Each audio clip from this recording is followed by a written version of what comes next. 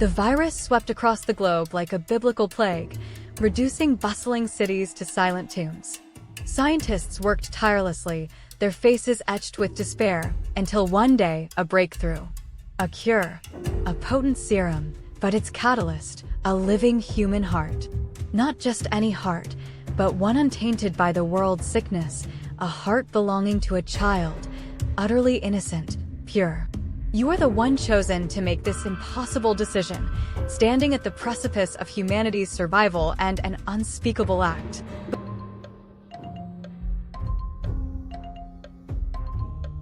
Can you condemn a soul to save a species? Is the future of humanity worth the price of one single, blameless life? What kind of world would we build on such a foundation?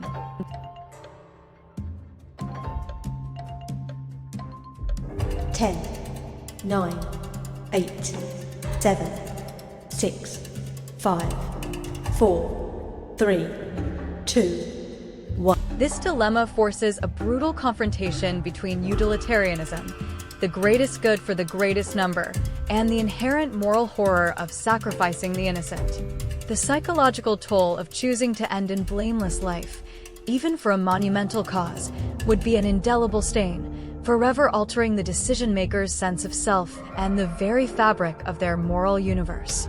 It questions whether humanity, saved by such means, truly deserves to be saved. Through a chilling glimpse into the future, you've witnessed the rise of a monstrous dictator, a tyrant whose reign will plunge the world into generations of unimaginable suffering, genocide, and war. You hold the power to prevent this future, to erase the suffering before it even begins. The catch? The future tyrant is, at this very moment, an innocent, babbling infant, blissfully unaware of the horror they are destined to unleash. You stand over their crib, a silent judge of a fate yet unwritten.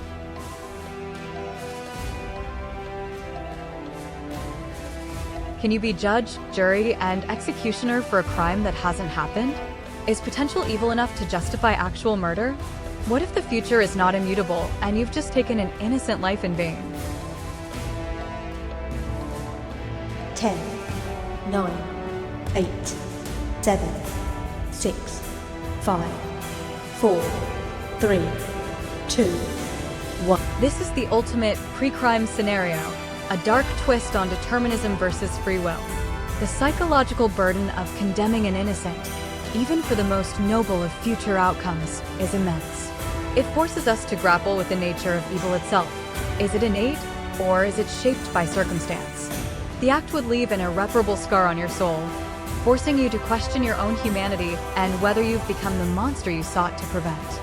Your family, your children, your spouse, are trapped in an impossible situation, facing a death sentence from an unseen enemy. There is one escape, one terrible bargain.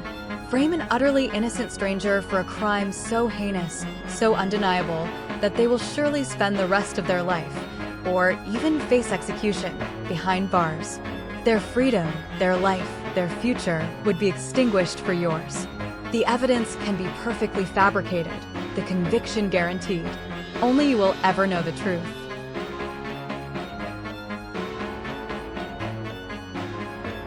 What is the price of blood? Can you live with the crushing weight of another's destroyed life on your conscience? What justice is there in sacrificing a blameless soul for the ones you love most?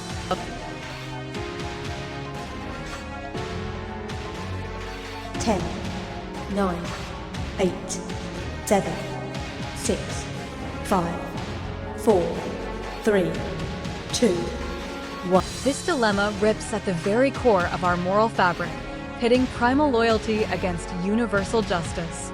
The psychological ramifications of choosing to frame an innocent would be a living hell, a life spent haunted by guilt, paranoia, and the constant fear of exposure. You would become both protector and perpetrator, forever corrupted by the act, even as you embrace the warmth of your saved family. It explores the dark corners of self-preservation and the devastating power of a lie. You've discovered an unfathomable power, the ability to completely overwrite the consciousness of another human being, rendering them a compliant puppet to your will. You've also seen a vision, One specific individual, unknowingly, is on a path that will trigger a global catastrophe of unprecedented scale. You can prevent it, but only by taking away their autonomy forever, turning a vibrant mind into an empty vessel controlled by you. Their actions will save billions, but they will never truly be again.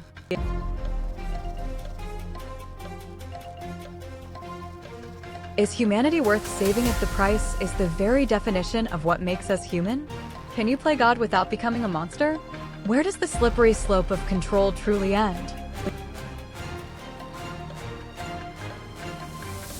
10, 9, 8, 7, 6, 5, 4, 3, 2, 1. This dilemma delves into the philosophical bedrock of human autonomy.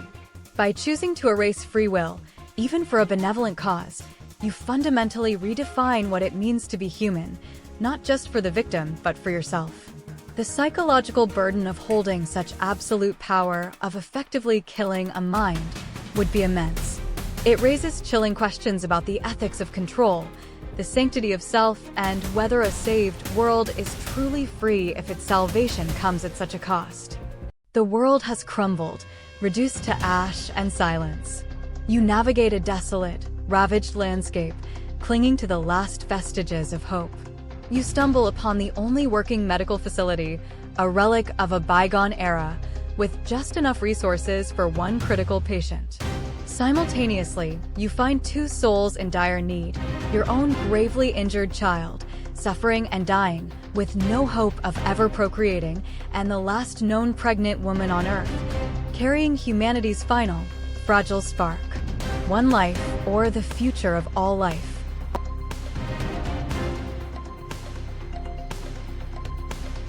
Can you sacrifice the love of your own flesh and blood for a concept as grand, yet abstract, as humanity?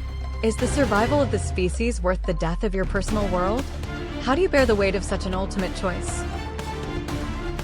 10, 9, 8, 7, 6, 5, 4, 3, 2, 1. This is the ultimate personal versus collective sacrifice. The dilemma forces an agonizing choice between the visceral, primal love for your child and the intellectual, existential duty to your species. Psychologically, saving the pregnant woman would mean living with unimaginable grief, knowing you condemned your own flesh and blood. Saving your child would mean watching humanity flicker out, burdened by the knowledge that you held its final chance in your hands. It's a stark exploration of love, loss, and the brutal reality of extinction.